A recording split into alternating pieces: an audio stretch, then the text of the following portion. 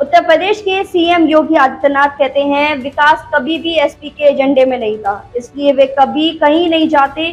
वे सब बेरोजगारों की तरह घूम रहे हैं क्योंकि उनके काम धंधे जैसे कॉन्ट्रैक्ट, लीज और गैर कानूनी जमीन पर कब्जा सब चौपट हो गए, इसलिए एसपी हताश और निराश बैठी है। उनके लिए कोई जगह नहीं है। पहले वे बस किसी भी खाली जमीन, किसी भी प्लॉट पर कब्जा कर लेते थे और कोई भी बस उन्हें ढूंढ लेता था। उनकी हिम्मत का अंदाजा लगाइए। इस सपा के एजेंडे में कभी विकास नहीं था और न है, इसलिए वे कहीं जाते भी नहीं। वे सब बेरोजगारों की तरह घूम रहे हैं क्योंकि ठेके, पट्टे, अवैध जमीन पे कब्जे, सब उनका धंधा चौपट हो चुका है। इसलिए समाजवादी पार्टी के लोग हताश और निराश बैठे हुए हैं।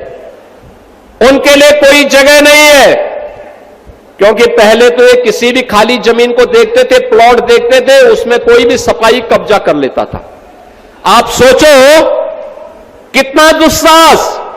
भारतीय जनता पार्टी ने 1990 में लखनऊ में एक कार्यालय के लिए जमीन ली और वहां पे कार्यालय बनाने के लिए भाजपा के कार्यकर्ताओं ने चंदा इकट्ठा करके कार्यालय बनाने की कार्रवाई को जब आगे बढ़ाया, नक्शा पास कराने के लिए गए।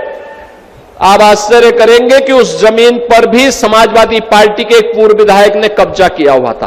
तो कल हमने बुलडोजर भेज करके उस कब्जे को वहां से हटवाया है।